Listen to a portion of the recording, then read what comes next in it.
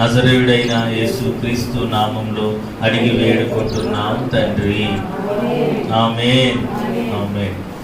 ప్రియమైన దేవుని బిడ్డలారా, మనము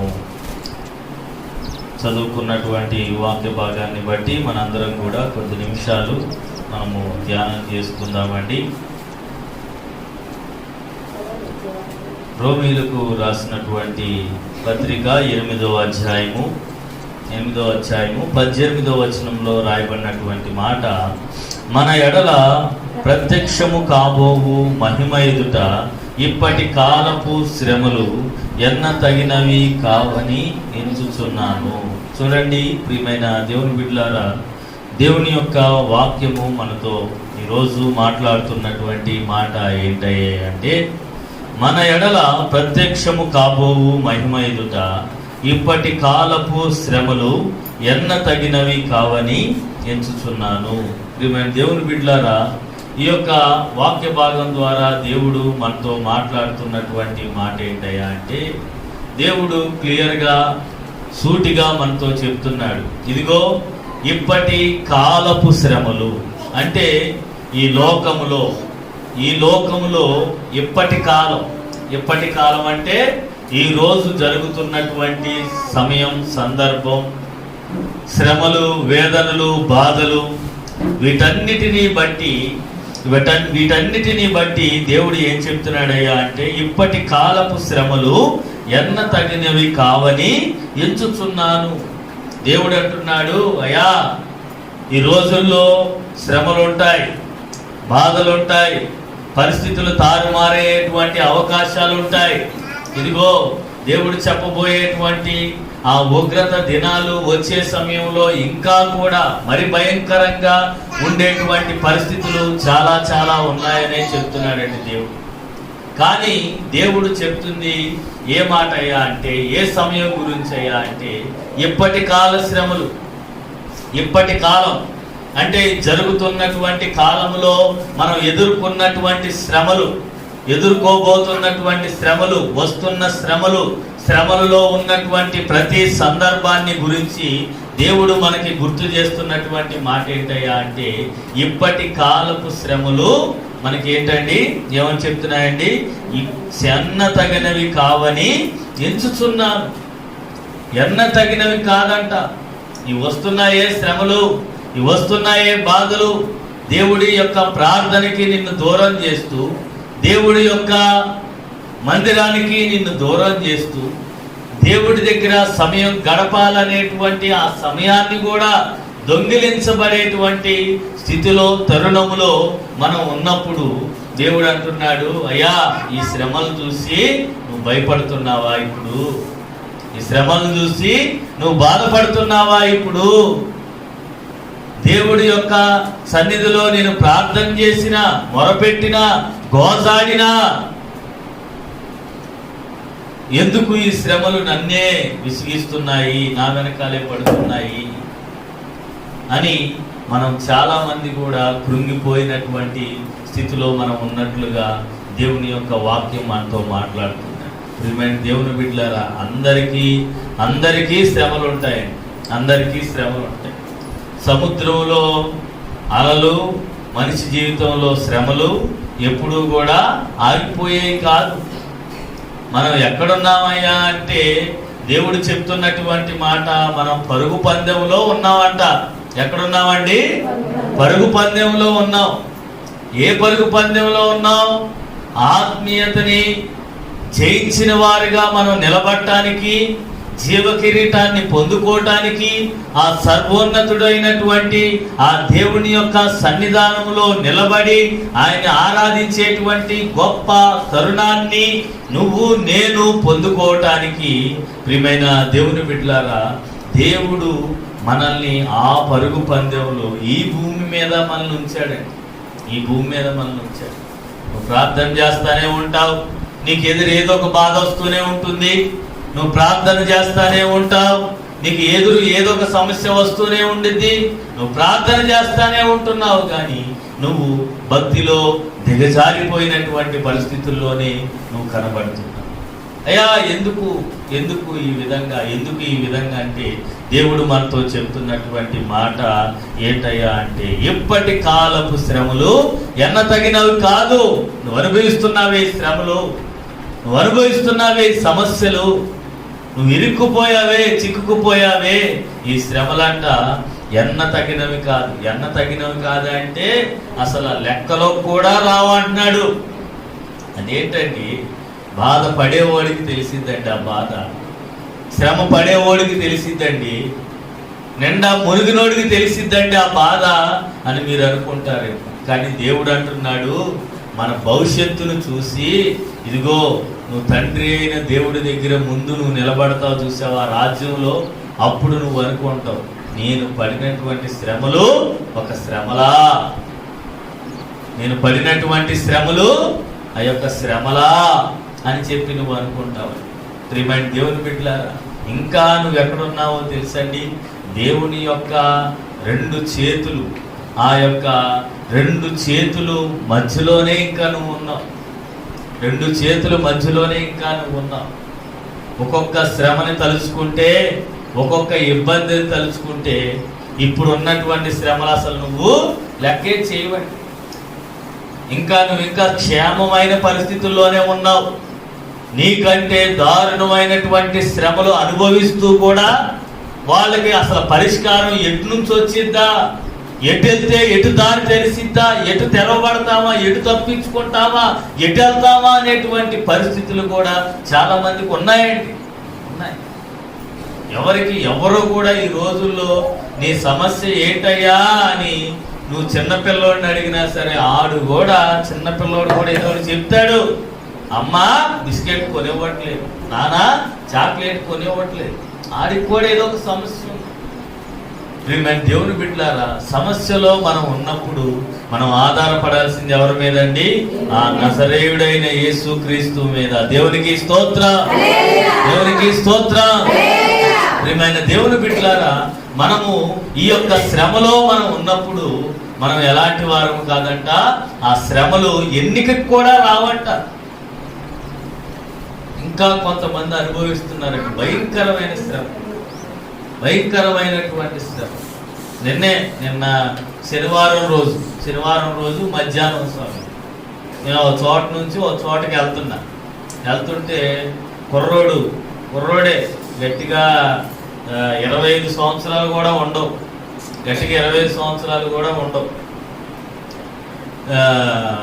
ఇద్దరు ముగ్గురు కలిసి తీసుకొస్తున్నారు. ఏలకబడిపోయాడు. ఇద్దరు ముగ్గురు కలిసి తీసుకొస్తున్నాడు, గొర్రెలు తోలుకుంటా ఉంటాడు. ఇద్దరు ముగ్గురు కలిసి తీసుకొస్తా ఉంటుంటే ఏలకబడిపోయాడు. నేనేమో బండి ఆపి పక్కనున్న ఆయన అడిగా, అయ్యా ఏమైందయ్యా, ఏంటి అలా ఏలకబడిపోయాడు, ఏంటి అన్న, యాక్సిడెంట్ అయిందా లేకపోతే ఆరోగ్య సమస్య ఏంటి అంటే, అయ్యా ఏ సమస్య లేదు, అయినా సరే ఉరిపోసుకున్నాడయ్యా అని చెప్పారు. ఏంటంటే ఉరేసుకున్నాడంట, ఏ సమస్య లేదు.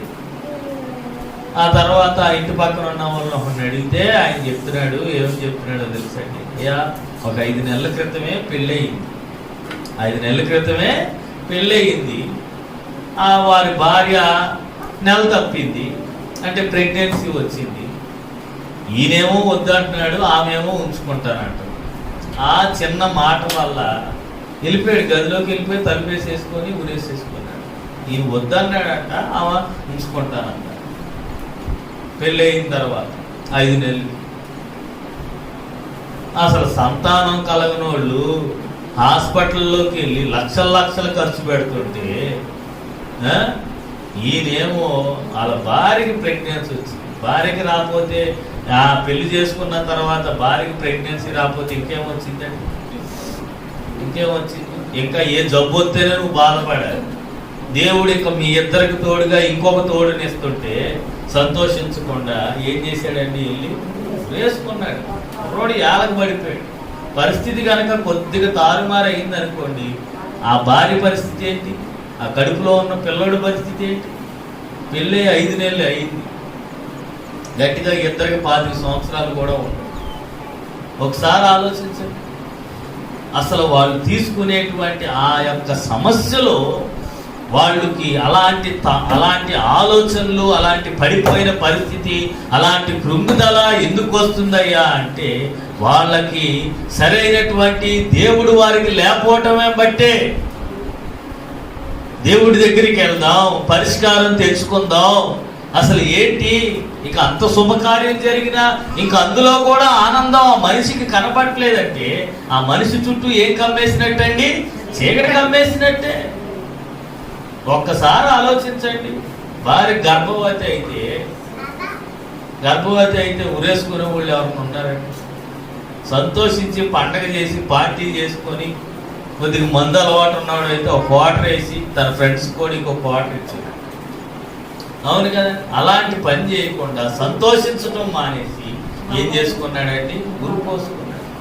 ఒకసారి ఆలోచించండి, అది ఎంత ఎంత భయంకరమైన పరిస్థితి. ఒకసారి ఆలోచించండి ప్రియమైన దేవుని బిడ్డలారా. కానీ మనమేమో ఆ సమస్యని ఎదుర్కోగలిగినటువంటి పరిస్థితి నుండి కూడా, ఆ సమస్యని ఎదుర్కోగలిగినటువంటి ప్రార్థన నుండి కూడా, ఆ సమస్యని ఎదుర్కోగలిగినటువంటి మందిరం ఉండి కూడా, వాక్యములు ఉండి కూడా, బలపరిచేటువంటి అన్నిటికంటే మిన్నగా బలపరిచేటువంటి ఆ దేవుడు నీకు తోడుగా ఉండి కూడా నువ్వు కృంగిపోయి నీలో నువ్వే బాధపడుతూ ఆ శ్రమల్ని, అయ్యో శ్రమ వచ్చింది, దుఃఖం వచ్చిందని నువ్వు బాధపడుతూ ఉంటున్నావంటే ప్రియమైన దేవుని బిడ్డలారా, అది ఏంటో తెలుసండి? అది దేవునిలో మనం వెనకబాటులోకి వెళ్ళిపోవటమే. దేవునిలోకి మనం వెనకబాటులోకి వెళ్ళిపోతామే. చూడండి, అక్కడ రాయబడినటువంటి ఏంటంటే, మన ఎడల ప్రత్యక్షము కాబోవు మహిమ ఎదుట. మన ఎడల ప్రత్యక్షం కావాలని దేవుడి యొక్క మహిమని మన ముందే ఉంచాడంట. దేవుడి యొక్క మహిమని మన ముందు ప్రత్యక్షం చేద్దామని ఆయన మన ముందు నిలబెడితే మనం ఏం చేస్తున్నామండి? మన ముందుకు వచ్చినటువంటి శోధనను బట్టి మనం ఏమవుతున్నాం? కృంగిపోతాం. ప్రియమైన దేవుని బిడ్డలారా, మీరు చాలా బాగా గమనించాల్సినటువంటి మాట ఏంటో తెలుసండి? నీ ముందు 2 దారులు ఉంటాయి. నీ ముందు నీ సమస్య వచ్చినప్పుడు, నీకు కష్టం వచ్చినప్పుడు, బాధ వచ్చినప్పుడు, శ్రమ వచ్చినప్పుడు, శోధన వచ్చినప్పుడు నీ ముందు రెండు దారులు ఉంటాయి. అవేంటో తెలుసా? ఒకటి, నువ్వు సమస్యని ఎదిరించలేక దాని ముందు చతికిలు పడిపోతావు. రెండోది, నీ ముందు ఆ సమస్యను బట్టి దేవుడు నీ ముందు కార్యం చేసి ఆయన మహిమని మన ముందు ప్రత్యక్షపరచబడటం. దేవునికి స్తోత్రం, దేవునికి స్తోత్రం. దేవుడు ఏమనుకుంటున్నాడంటే, అదిగో శ్రమ వచ్చింది, ఆ శ్రమ ద్వారా నేను ఆ బిడ్డ పక్షాన ఉన్నాను అని నన్ను నేను ప్రత్యక్షపరుచుకుంటా, కార్యం జరిగించి. జ్వరం వచ్చిందా? దాన్ని నేను తగ్గిస్తా. నువ్వు నా వైపు తిరిగితే నేను దాన్ని తగ్గిస్తా, నా మహిమని నేను చూపిస్తా. అనారోగ్య పరిస్థితి, నువ్వు ప్రార్థన చేయి, దాన్ని నేను తగ్గిస్తా. నేను తగ్గించి నీ పక్షాన నేనున్నాను, నీ పక్షాన నేను ఇంకా నిలబడే ఉన్నాను. నీకు కార్యం చేయటానికే, నువ్వు సాక్షిగా నిలబడటానికే నేను నీ పక్షాన కార్యం చేయడానికి నేను సిద్ధంగా ఉన్నాను అనేటువంటి మహిమ మనకి ప్రత్యక్షం అవ్వకుండా, మన మీద పడకుండా, ఆయన వెలుగు మన మీద ఉదయించకుండా ఏం చేస్తుందండి? శ్రమ. దాని ద్వారా మనకు వచ్చినటువంటి ఆ యొక్క చీకటి ఏం చేస్తుందో తెలుసండి? మనల్ని కుంగిపోజేస్తుంది. శ్రమ వచ్చినప్పుడు అంట ఒక మనిషి చుట్టూ చీకటి ఆవరించేసిందంట. దేవుడి యొక్క వాగ్దానాలు గుర్తురావు ఆ సమయంలో, దేవుడి యొక్క పాటలు గుర్తురావు. చర్చిలో చప్పట్లు కొట్టి ఎరగదీసేస్తా ఉంటాం, చప్పట్లు కొట్టేస్తాం, పాటలు పాడేస్తాం, పుస్తకం ఆ పక్క నుంచి ఈ పక్క నుంచి తిరగేసి తెగాదిగా పాటలు పాడేస్తూ ఉంటాం. శ్రమ వచ్చినప్పుడు ఇంటికాడ పాడండి అంటే పాట పుస్తకం కూడా దొరకదాయి మనకి. అప్పుడు పాడాలండి, అప్పుడు పాడాలి. మందిరానికి వచ్చిన తర్వాత ఎవరైనా పాటలు పాడతారు, ఎవరైనా దేవుడి దగ్గర సంతోషంగానే ఉంటారు. కానీ ఇంటి దగ్గర శ్రమ వచ్చినప్పుడు, దుఃఖం వచ్చినప్పుడు, బాధ వచ్చినప్పుడు, నువ్వు దేవుడి యొక్క మార్గం నీకు తెలియక, వెలుగు నీ మీద పడకుండా నువ్వు చీకటిలోనే ఉన్నప్పుడు ఏమవుతుందో తెలుసండి? ఆ చీకటి నిన్ను కమ్మేసుకుంటుంది. అందుకే కీర్తనాకారుడైనటువంటి దావీదు గారు చాలా మంచి మాట, నాకు చాలా చాలా బాగుండిద్దండి ఆ మాట. ఆ మాట ఏంటో తెలుసా? ఇదిగో ఇక్కడ దీని మీద రాస్తుంది చూడండి, ఎంత చక్కగా పడుతుంది. నీ వాక్యము నా పాదములకు దీపమును, నా త్రోవకు వెలుగై ఉంది. అసలు నేను ఎటెళ్ళాలి, నా అడుగు ఎట్టేయాలి అనుకునేటువంటి పరిస్థితుల్లో నిన్ను ఆదరించేది ఏంటో తెలుసా? దేవుని యొక్క వాక్యమే. నువ్వు వాక్యం చదువుతున్నావంటే నువ్వు దేవుడి సహాయానికి నువ్వు వచ్చినట్టే. ఎప్పుడైతే నువ్వు చదివేవో వెంటనే నీకు ఒక ఆలోచన ఇవ్వటమో, నీకు ఎవరొకరి ద్వారా సహాయం అందించటమో, ఎవరొకరి ద్వారా నిన్ను ఆ సమస్యలో నుంచి బయటికి రావటమో దేవుడు చేస్తాడు. ఆ త్రోవకు అది వెలుగై ఉందంట.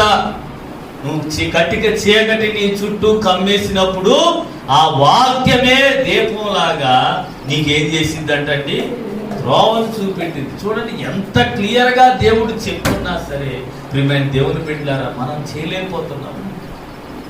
మన కళ్ళకి అంధకారం పట్టేసినప్పుడంట మన ప్రార్థన గుర్తుకు రాదు, దేవుడి యొక్క వాగ్దానాలు గుర్తుకు రావు, మన పాటలు గుర్తుకు రావు. అదేవిధంగా మన మోకాళ్ళ జీవితం, మన మోకాళ్ళ ప్రార్థన, మన భక్తి కూడా ఏమీ గుర్తుకు రాదు. అలా పాపంలో ఉంటూ దానికోసం బాధపడతామే కానీ, అయ్యో కాసేపు ప్రార్థన చేద్దామే, దేవుడు చేయాల్సింది చేస్తాడు. కాసేపు దేవుడి సన్నిధిలో మొరపెట్టుకుందామే, దేవుడు ఏదో ఒక మార్గాన్ని తెరుస్తాడు. కాసేపు ఆ బాధలన్నీ మర్చిపోయి సంతోషంగా పాటలు పాడుతూ దేవుడిని స్తుతిద్దామే, దేవుడు ఆ స్తుతులతో నా చుట్టూ, నా కుటుంబం చుట్టూ కంచి వేస్తాడేమో. మన దేవుడు ఎవరో తెలుసండి? స్తుతులపై దుర్గాన్ని స్థాపించే దేవుడు. దేవునికి స్తోత్రం. నువ్వు స్తుతిస్తా ఉంటుంటే, నువ్వు పాడుతా ఉంటుంటే ఒక దుర్గం నీ ఇంటి చుట్టూ, నీ కంచి చుట్టూ వచ్చేసిందంట. నువ్వు స్తుతించడం మొదలుపెట్టు. మందిరాల్లో స్తుతిస్తాం కరెక్టే, మా ప్రార్థనలో స్తుతిస్తాం కరెక్టే, కానీ నీ ఇంట్లో స్తుతి ఏది? స్తుతి లేని చోట అంట, యెషయా పత్రికలో ఉండిందండి, స్తుతి లేని చోట అంధకారమేనంటారు. దేవుడు చెప్తున్నాడు, ఒక దేవుడికి స్తుతి చెల్లించని చోట, దేవుడికి ప్రార్థన చేయి చోటు, ఆ ఇంట్లో దేవుడి యొక్క పేరునే తలవకుండా ఉన్నటువంటి ప్రదేశం ఎలాంటిదంటది? మహా అగాధం లాంటిదంటది. స్తుతి ఎక్కడైతే ఉండదో అక్కడ అగాధం వచ్చేసింది, అంధకారం వచ్చేసింది. నువ్వు స్తుతి పలుకుతా ఉంటుంటే దేవుడు ఏం చేస్తాడండి? నువ్వు చేసేటువంటి స్తుతిని బట్టి నీ ఇంటి చుట్టూ ఒక దుర్గాన్ని స్థాపిస్తాడు. శత్రువుల్ని నీ గేటు బయట నిలబడేలాగా చేస్తాడు. చేస్తాడు. ప్రియమైన దేవుని బిడ్డలారా, ఒకసారి ఆలోచించండి. అందుకే అంటున్నాడు, ఈ శ్రమలకా మీరు భయపడతారు. ఈ శ్రమలో ఎన్న తగినవి కాదయ్యా. కాదు. ఈ శ్రమల కంటే గొప్పవాడు దేవుడు. ఇశ్రాయేలు ప్రజలు అనుకున్నారు, అయ్యా ఎలా దాటగలమయ్యా ఈ ఎర్ర సముద్రాన్ని? ఒక మానవుడి శక్తి కంటే, కొంతమంది జనసమూహం యొక్క శక్తి కంటే ఆ సముద్రం చాలా పెద్దది. 6 లక్షలు కాదు, ఇంకో 36 లక్షల మంది వచ్చినా సముద్రం మింగేసింది అక్కడ. అవునా కాదండి?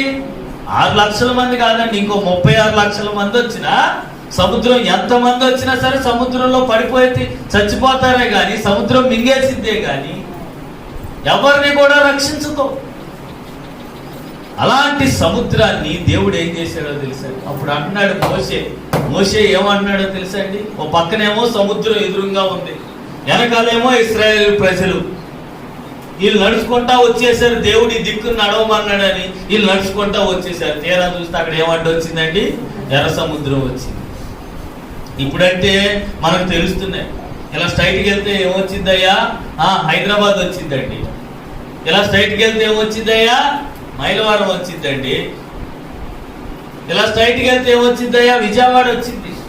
గవర్నమెంట్ వాళ్ళు ఎక్కడెక్కడ బోర్డులు పెట్టేశాడు, ఇదిగో విజయవాడ 30 కిలోమీటర్లు, హైదరాబాదు 250 కిలోమీటర్లు. ఆ రోజుల్లో అలా చెప్పే నాదులు లేదు. దేవుణ్ణి అడిగారు, ఎటు పక్కకి వెళ్ళమంటావయ్యా అంటే, ఇదిగోయ్యా ఈ దిక్కెమ్మంటున్నాడు, ఈ దిక్కెమ్మని నువ్వు నడు అని దేవుడు చెప్పేశాడు. ఇక్కడంటే ఇక్కడ నుంచి అంటే సముద్రం కనపడట్లేదు వాళ్ళకి, కానీ దేవుడికి కనపడుతుందిగా. దేవుడు అక్కడ సముద్రం ఉందని కూడా వీళ్ళని ఏం చేయమన్నాడండి? అటే నడవమన్నాడు. అదొక పరీక్ష వాళ్ళకి. విడుదలొచ్చింది అని అనుకుంటున్నారు, కానీ ఆ విడుదల తాలూకా యొక్క ఆ యొక్క పరిస్థితులు అక్కడ కనపడలా. వీళ్ళు బయలుదేరుతున్నారని తెలిసి ఫరో ఏం చేశాడో తెలుసా? సైన్యాన్ని అంతా సిద్ధం చేసేసుకున్నాడు. వాళ్ళు ఎక్కడికి వెళ్తారు? వాళ్ళు అలా పొలి మీద దాటంగానే మన సైన్యంతో వాళ్ళు చుట్టుముట్టేసి మళ్ళీ వెనక్కి రప్పించేద్దాం వాళ్ళని. వాళ్ళు ఎక్కడికి వెళ్తారు? వాళ్ళు వెళ్తే ఎన్ని పనులు ఆగిపోతాయి తెలుసా? మన దేశానికి ఎవరు చాకరీ చేసేది? మన దేశాన్ని ఎవరు కట్టేది? అన్నీ వాళ్ళే. వాళ్ళకి జీతం అవసరంలా, ఇంత మొద్ద టయానికి వాళ్ళకి పడేస్తే చాలు. దేవుడు బిడ్డలు అంటున్నాడు ఫరో, ఇంత మొద్ద వాళ్ళకి పడేస్తే వాళ్ళే, వాళ్ళ పిల్లల తర్వాత మనకెందే చేస్తారులే. సాతాను గారు కూడా అలాగే అనుకుంటాడండి. ఒక్కడిని పట్టుకున్నానా కుటుంబంలో, వాళ్ళ పిల్లలు నాకెందే ఉంటారులే. ఎక్కడికి వెళ్తారు? నేను ఒకరికి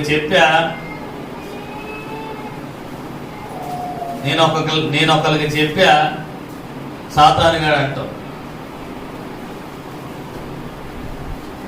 నేను ఒకరికి చెప్పా, ఆచరణలోనే వెళ్ళిపోతున్నాడు, ఆ యొక్క ఆరాధనలోనే వెళ్ళిపోతున్నాడు, ఆ యొక్క నడవడికల్లోనే వెళ్ళిపోతున్నాడు. నిజమైన దేవుణ్ణి తెలుసుకోవట్లా. ఆ ఒక్క యజమానిని ఒక్కడిని పట్టుకున్నాడు అనుకోండి, ఏమైందండి? ఇక పిల్లలు ఇక అదే దారి వెళ్ళిపోతారు. ఏమన్నంటే మా నాన్న చేశాడు నేను చేస్తాను, మా తాతలు చేశారు నేను చేశాను. అయ్యా బాబు, నువ్వు వెళ్ళే దారి ఎలాంటిదో నీకు తెలీదు. యేసుక్రీస్తు ప్రభు అన్నాడు, నేనే మార్గము, నేనే సత్యము, నేనే జీవము. నా దగ్గరికి వస్తే నీకు జీవం ఉండిద్ది అయ్యా. నా దగ్గరికి వస్తే అసలు నీకు సత్యం ఏంటో తెలిసింది. దేవుడు మానవుణ్ణి పుట్టించిన దానికి ఉద్దేశం ఏంటో, దాని యొక్క ప్రణాళిక ఏంటో నీకు తెలిసింది. నీ బతుకుకు పరమార్థం నువ్వు తెలుసుకోకుండా నువ్వెన్ని చోట్లకు తిరిగినా, ఎన్ని కొండలెక్కినా, ప్రియమైన దేవుని బిడ్డలారా, నీ యొక్క బ్రతుకు యొక్క పరమార్థం నీకు తెలియదు. అసలు నీ పుట్టుకెందుకు? అసలు నిన్ను పుట్టించింది ఎవరు? నిన్ను ఎన్నుకుంది ఎవరు?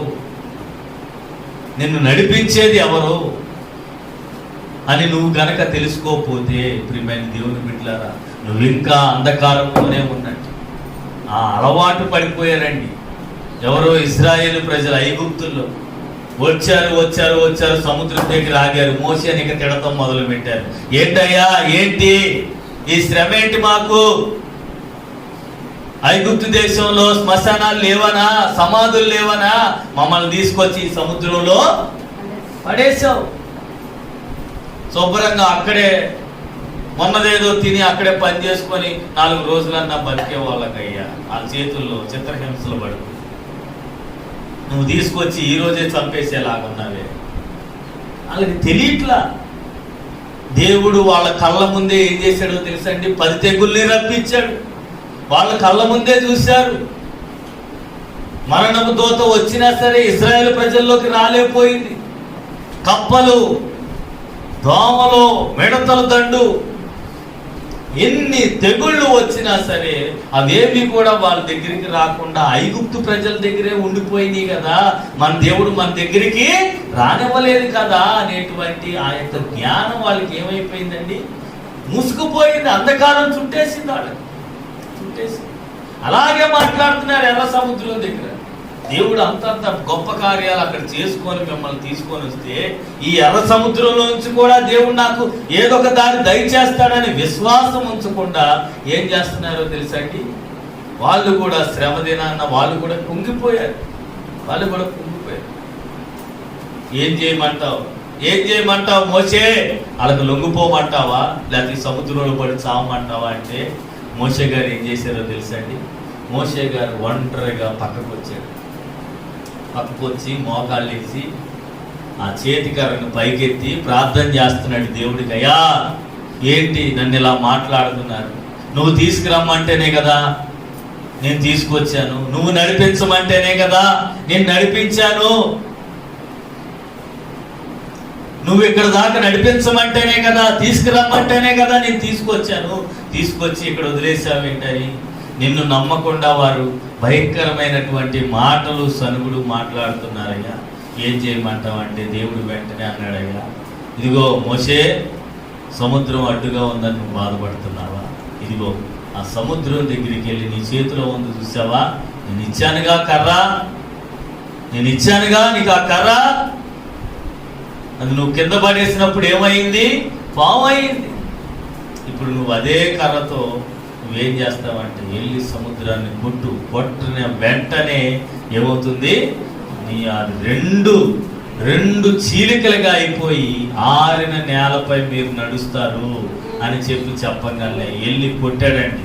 వెళ్ళి కొట్టంగానే ఏమైందో తెలుసండి, సముద్రం కూడా 2 పాయలుగా అయిపోయింది. 2 పాయలు అయిపోయి ఆరిన నేల మీద వాళ్ళు నడుచుకుంటా వెళ్ళిపోయారు. దేవునికి స్తోత్రం, దేవునికి స్తోత్రం. బైబుల్లో క్లియర్ గా రాయబడి ఉందండి. ఏమైందో తెలుసా? ఆరిన నేల మీద వాళ్ళు వెళ్ళారంట. 1 గంట వర్షం పడితే నేల ఎలా ఉండిద్దండి? బురద. ఆ సముద్రం ఎన్నో సంవత్సరాల నుంచి అక్కడ ఉంది. అంటే ఆ యొక్క నేల ఎంత నానిపోయి ఉండాలండి, ఎంత నానిపోయి ఉండాలి. దేవుడు ఒక్కసారి పాయలు చేయగలిగానంట.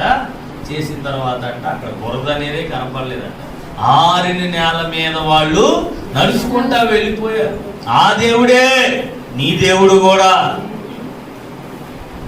వాళ్ళని మోషే ఎవరికైతే ప్రార్థన చేశాడో ఆ దేవుడికే మనం ప్రార్థన చేస్తున్నాం.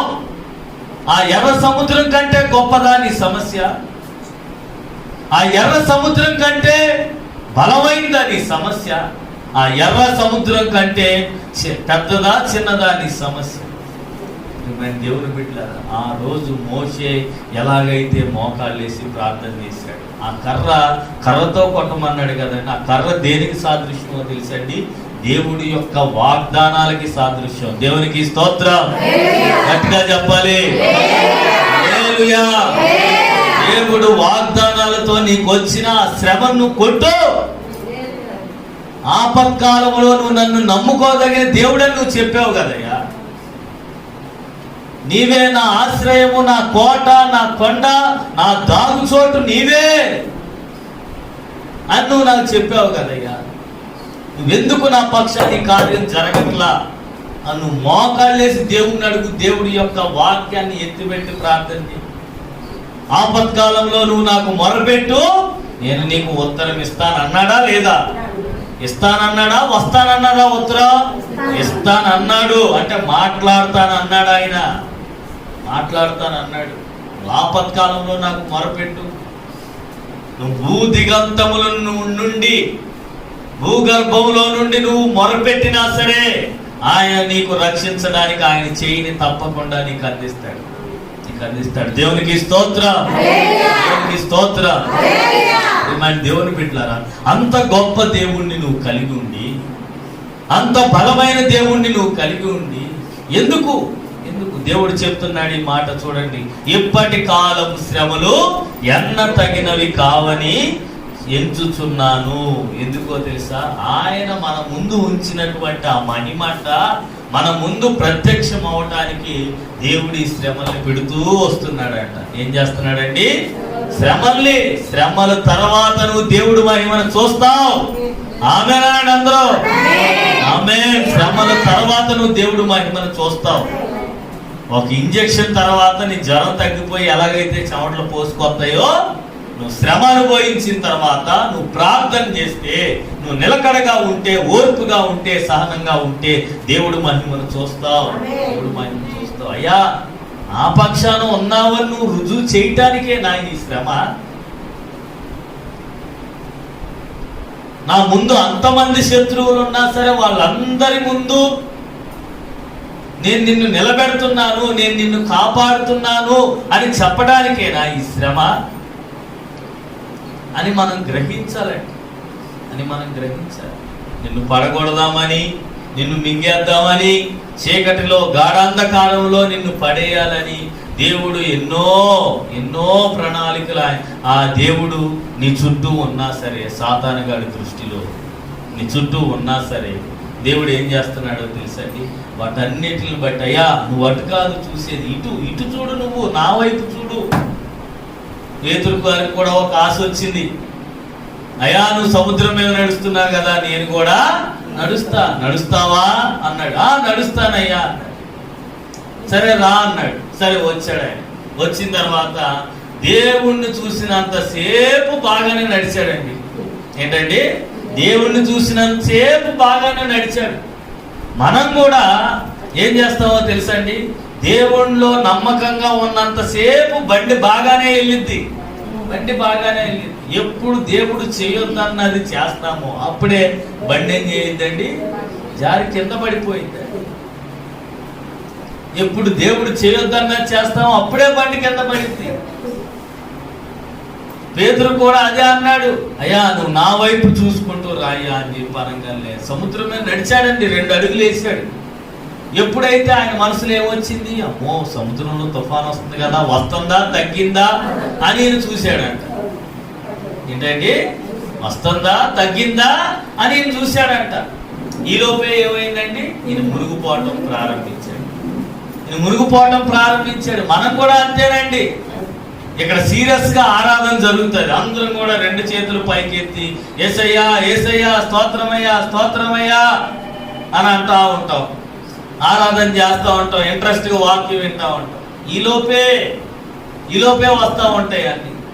ఇంటికాడ ఏం జరిగింది, ఇంటికాడ ఎలా ఉంది, ఆ సినిమా ఎక్కడ దాకా వచ్చింది, లేకపోతే ఆ సీరియల్ ఎక్కడ దాకా వచ్చింది, లేకపోతే నా పిల్లలు ఏం చేస్తున్నారు, ఎలా ఉన్నారు. మన మనస్సు మనం ఎక్కడ ఉంటున్నాం కానీ, మన శరీరం ఎక్కడ ఉంటుంది కానీ మన మనసు అంతా ఎటువైపు ఉందండి, ఎటువైపు ఉంటుందంటే మన మనసుకి ఏమన్నా అడ్డు అదుపు ఉందా, టికెట్ తీసుకోవాలా చెప్పండి. మన ఇంటికి వెళ్ళడానికి మనం టికెట్ తీసుకోవాలా, లేకపోతే హైదరాబాద్ లో చార్మినార్ ఎక్కడుందో, హుస్సేన్ సాగర్ ఎక్కడుందో వాటన్నిటిని కూడా మనం చూడటానికి మనసుకి టికెట్ అవసరం లేదండి. మనసుకి టికెట్ అవసరంలా. ప్రియమైన దేవుని బిడ్డలారా, అలాంటి ఆ మనసుకి ఎలాంటి టికెట్ కూడా అవసరం లేదండి. ఎలాంటి టికెట్ కూడా అవసరం లేదు. ఊరికినే వెళ్ళిపోతా ఉండింది. ఊరికి ఏమైందండి, వెళ్ళిపోతా ఉండేది. దేవునికి స్తోత్రం, దేవునికి స్తోత్రం. ఊరికి వెళ్ళిపోతా ఉండిద్దండి. ఇక్కడ ఉంటాం, ఇక వెళ్ళిపోద్ది. ఇక మన మనసు అటు తిరిగి అటు తిరిగి ఆమెననే టయానికి ఆమెన్ అంటామండి. అవునా కాదండి, అవునా కదా? ఆమెననే టయానికి మేము మీతో అన్ని సార్లు హల్లెలూయా చెప్పేస్తుంది ఎందుకో తెలుసా, ఎక్కడున్నా ఉన్నవాళ్ళు అందరూ మళ్ళీ ఇక్కడ ప్రజెంట్ అవుతారని అర్థమవుతుందండి. ఎక్కడున్న వాళ్ళు అందరూ మళ్ళీ ప్రజెంట్ అవుతారని. మన ఆలోచన ఎటు వెళ్ళిపోతుందో తెలుసండి, మన మనసు ఎటు తీసుకెళ్ళిపోతుందో తెలుసా, అపవాది దాని యొక్క తంత్రాలు, దేవుడి యొక్క వాక్యం దగ్గరికి రా. అలాగే పేతురు మనసు కూడా తిప్పేసిందంట. పేతురు గారి మనసు కూడా నడుస్తానన్నాడు. నడిచేవాడు కుదురుగా నడవాలిగా. నడవకుండా ఏం చేశాడండి, సముద్రం వైపు గాలి వైపు చూసేసరికల్లా ఈయన మునిగిపోతున్నాడు. అయ్యా రక్షించు బాబోయ్, మునిగిపోతున్నానయ్యా, చేపలు పట్టి సముద్రంలోనే పోయేలాగున్నానయ్యా, యేసయ్యా నన్ను కాపాడయ్యా అని చెప్పి చెయ్యంది ఎత్తున్నాడు. చెయ్యంది ఇచ్చేసరికల్లా వెంటనే యేసయ్యా వచ్చి ఆయన చేయబట్టుకున్నాడు. ఆయన చూసినంత వరకే, ఆయన ఆజ్ఞల్లో మనం నడిచినంత వరకే, ఆయన ఏదైతే చెప్పాడో ఆ విధంగా మనం నడుచుకున్నంత కాలమే మనకి క్షేమం అండి, మనకి క్షేమం.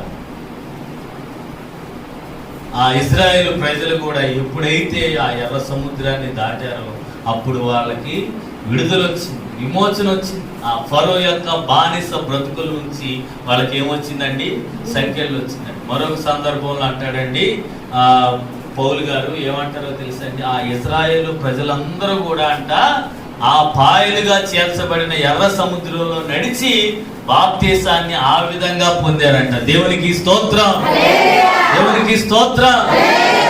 అందరికి బాప్తిస్మం ఎలా వచ్చిందో తెలుసా? రక్షణ ఎలా వచ్చిందో తెలుసా? ఈ సముద్రం యువతలు ఏముంది? ఫరో ఉన్నాడు, ఐగుప్తు దేశం ఉంది. ఐగుప్తు అంటే పాపానికి సాదృశ్యం, లోకానికి సాదృశ్యం. ఈ సముద్రానికి యువతల పక్క ఏముంది? దేవుడు వెళ్ళమన్నటువంటి వాళ్ళ యొక్క స్వాస్థ్యం ఉంది. అంటే మనకు అర్థమయ్యే విధంగా ఆశీర్వాదం ఉంది. సముద్రానికి ఇటుపక్కేమో పాపం ఉంది, శాపం ఉంది. సముద్రానికి ఇటుపక్కేమో ఆశీర్వాదం ఉంది. దేవుడు ఎటు నుంచి ఎటు నడిపించాడండి? పాపములో నుండి ఒక మానవుడి శక్తికి సాధ్యం కాని కార్యాన్ని కూడా ఆయన చేసి ఆ ఎర్ర సముద్రాన్ని కూడా పాయలుగా చీల్చి ఏం చేశాడండి? ఒక మనిషిని ఆ రక్షణలో నుంచి నడిపించి ఆ ఆశీర్వాదంలోనికి దేవుడు నడిపించాడు. నా జీవితం కూడా అంతే. అందుకే అంటున్నాడు, అయ్యా ఈ శ్రమలు ఎన్న తగినవి కాదయ్యా.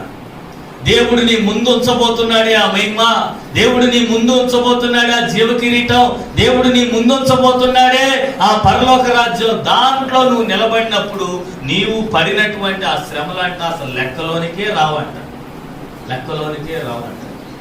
దేవుని బిడ్డలారా, ఒకసారి ఆలోచించండి.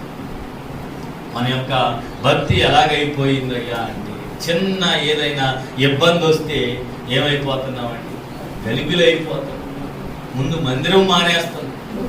ఆరోగ్యం బాగోలేదని మనం మందిరం మానకూడదమ్మా. పరిస్థితులు బాగోలేదని మనం మందిరం మానకూడదమ్మా. నీ పరిస్థితి బాగోనప్పుడే నువ్వు మందిరానికి రావాలి. నీ పరిస్థితి బాగోనప్పుడే మందిరానికి రావాలి. ఆరోగ్యం బాగున్నప్పుడు నువ్వు డాక్టర్ దగ్గరికి వెళ్తావా? వెళ్ళవు. ఆరోగ్యం బాగుండి కూడా అయ్యగారు, డాక్టర్ గారు ఏదో ఒక టెస్ట్ చేయండి, నాకు బాగున్నానో లేదా అని అన్నావు అనుకో, అదేం చేస్తాడండి? అది పోయింది, ఇది పోయింది, ఇది తక్కువైంది, అది తక్కువైంది అని చెప్పి 2000 టాబ్లెట్లు రాసి ఇంటికి పంపిస్తాడు. ఆరోగ్యం లేనప్పుడే నువ్వేం చేయాలో తెలుసండి? డాక్టర్ దగ్గరికి వెళ్ళాలి. దేవుడి సన్నిధికి కూడా అంతే. నీ పరిస్థితి బాగోనప్పుడే,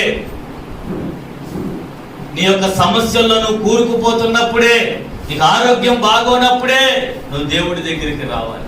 నీకు అన్ని బాగున్నప్పుడు, నీకు బాగోని సమయంలో దేవుడు స్వస్థత ఇచ్చాడు కాబట్టి, విడుదలనిచ్చాడు కాబట్టి నువ్వు ఆయనకు కృతజ్ఞతాస్తుతులు చెల్లించడానికి ఆయన మందిరంలో నువ్వు కనబడాలి. దేవుడి సన్నిధిలో కనబడేవాడంట, దేవుడి సన్నిధిలో కనబడేవాడంట దేవుడి సన్నిధికి ఎదురుగానే ఉన్నాడు. దేవుడి సన్నిధికి ఎదురుగానే ఉన్నవాడు. ఎక్కడికి వెళ్తావు? దేవుడి సన్నిధికి రాకుండా ఉండడు. దేవుడి సన్నిధికి వచ్చినోడిని దేవుడు జ్ఞాపకం చేసుకోకుండా ఉండడు. ప్రియమైన దేవుని బిడ్డలారా, నువ్వు దేవుని దృష్టిలో పడాలంటే నీ శ్రమలని, నీ యొక్క కష్టాల్ని, నీ యొక్క బాధల్ని నీ జీవితంలో తొలగించుకొని దేవుడి యొక్క కృపతో, కరుణతో నువ్వు నిలబడాలంటే ప్రియమైన దేవుని బిడ్డలారా, ఈ యొక్క శ్రమలు నువ్వు భరించక తప్పదే. ఈ శ్రమల ద్వారా నీకు ఒక అనుభవాన్ని నేర్పించాలనుకుంటున్నాడు. ఈ శ్రమల ద్వారా నీకు ఒక పాఠాన్ని నేర్పించాలనుకుంటున్నాడు. ఈ శ్రమల ద్వారా దేవుడి యొక్క మహిమని కళ్ళెదుట ప్రత్యక్షం చేయటానికే ఆయన ఏం చేయదలుచుకున్నాడో తెలుసండి? నిన్ను ఆ శ్రమలలోకి తీసుకెళ్ళాలి. చూడండి, ఈ లోకంలో ఏది విలువైందైనా సరే ఎక్కడో చోట పరీక్ష పొందే ఉండిద్ది. బంగారం చూడండి, బంగారం షాపుల్లోకి రాకముందు అది ఎక్కడికి వెళ్ళిందో తెలుసండి? కొలిమిలోకి వెళ్ళిందండి. ఎక్కడికి వెళ్ళిద్దండి? కొలిమిలోకి వెళ్ళింది. 100 చెట్లు నరికేటువంటి గొడ్డలైనా సరే కొలిమిలో నుంచే రావాల్సిందే. కొలిమిలో నుంచి రావాల్సిందే. నువ్వు శ్రమ పడకుండా దేవుణ్ణి రుచి చూడలేవు. నువ్వు శ్రమ పడకుండా దేవుడు నీ పక్షాన ఉన్నాడని నువ్వు రుజువు చేయలేవు. నువ్వు శ్రమ పడకుండా దేవుడి యొక్క మహిమని నువ్వు పొందుకోబోతున్నావు.